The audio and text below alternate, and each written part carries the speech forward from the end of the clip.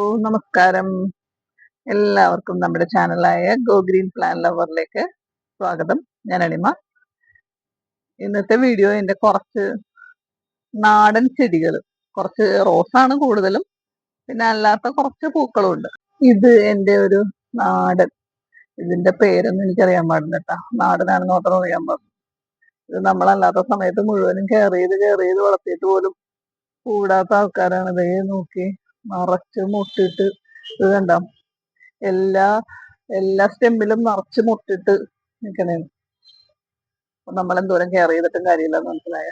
ഇതെന്റെ സീനിയ കുട്ടികളാണ് കേട്ടോ. ഇത് പല കളേഴ്സൊക്കെ ഉണ്ടായിരുന്നതാണ്, ഇപ്പൊ ഇതൊക്കെ ഉണ്ട്.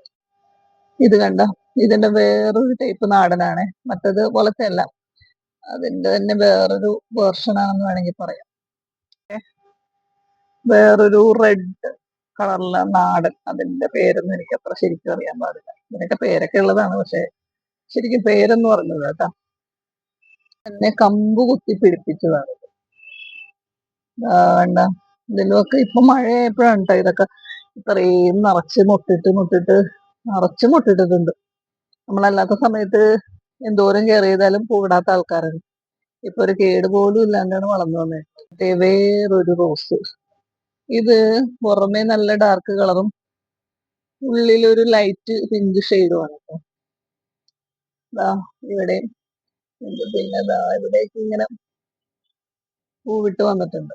ഇത് നമ്മുടെ പനീർ റോസ്, എപ്പോഴും ഭയങ്കര പനിനീര് കളിക്കണ സുഗന്ധത്തോടു കൂടി നമ്മുടെ പനീർ റോസ്. അത് കാരണം ഇഷ്ടംപോലെ തേനീച്ചകളും വണ്ടുകളും ഒക്കെ വന്നിട്ടുണ്ട്. ഇത് നമ്മുടെ എലിസബത്ത് റോസ്, മുള്ളില്ലാത്ത സുന്ദരി. ഇതിനെ ഒരുപാട് പേർക്ക് ഇഷ്ടമുള്ളതാണെന്നറിയാം.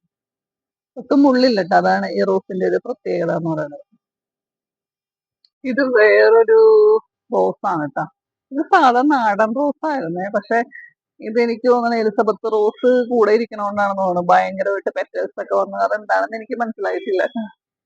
അത് ചിലപ്പോ ഒരു മിക്സഡ് പോളിനേഷൻ പോലെ വല്ല നടന്നിട്ടായിരിക്കും. ഇത് കണ്ട നിറച്ച്, സാധാരണ ഇത് ഇങ്ങനത്തെ ഒരു, ഇതിപ്പോ എന്തോ കടിച്ചിട്ടുണ്ടെന്നോ, നാടൻ ഒരു വെറൈറ്റിയാണ്.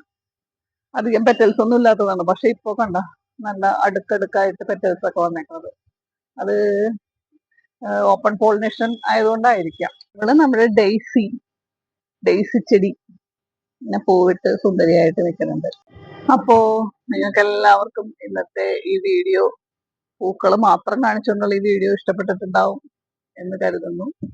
ഇഷ്ടപ്പെട്ടിട്ടുണ്ടെങ്കിൽ ലൈക്ക് ചെയ്യാനും കമന്റ് ചെയ്യാനും, അതുപോലെ സബ്സ്ക്രൈബ് ചെയ്യാതെ കാണുന്നവരുണ്ടെങ്കിൽ ഒന്ന് സബ്സ്ക്രൈബ് ചെയ്ത് നമ്മുടെ ഈ കുഞ്ഞു ചാനൽ ഒന്ന് സപ്പോർട്ട് ചെയ്യണേ.